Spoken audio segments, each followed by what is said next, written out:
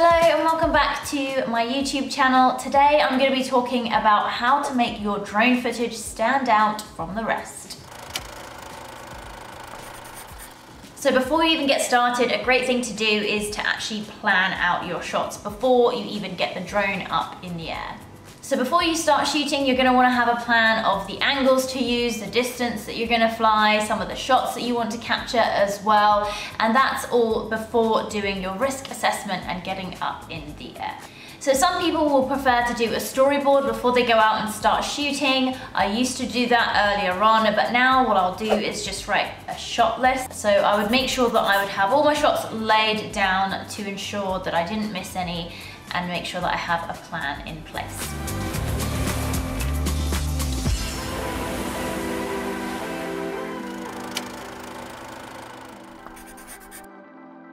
So the first thing to remember is to avoid jerky movements. When you're just starting out, it's really easy to get jerky movements in your footage. But what you want is those smooth shots that make it look like it's coming from a bird's eye view. So to do that, just make sure you capture more footage than you need. So if you just need a couple of seconds of a beach shot, make sure you shoot 5 or 10 seconds just in case before changing direction, so you can make sure that you have that shot.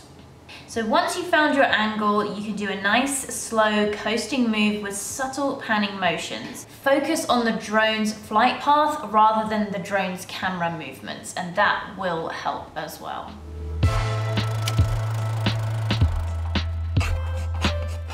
Look for colors, shapes, and textures.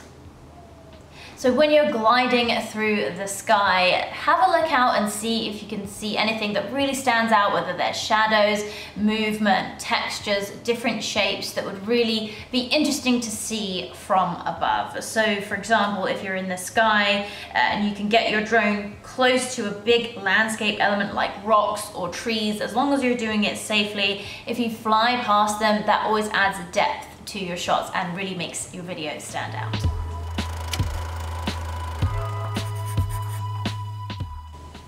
Speed it up. Some consumer drones will come across a little bit slow on the screen. I'll usually shoot in 60 frames per second if I know I'm going to be doing speed ramping. If not, then I'll shoot on 24 frames on the Mavic 2 Pro. Getting that speed will actually give it more movement to the frame and help tell your story a little bit better.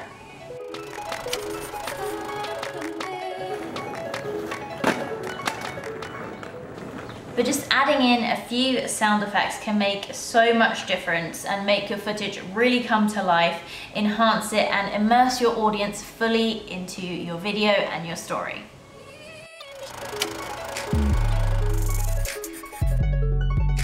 Shoot at golden hour. It may be an obvious one, it's something that I love to do more and more of. It may not necessarily be something that you can do every single time that you're shooting, whether that's for a client or just for fun.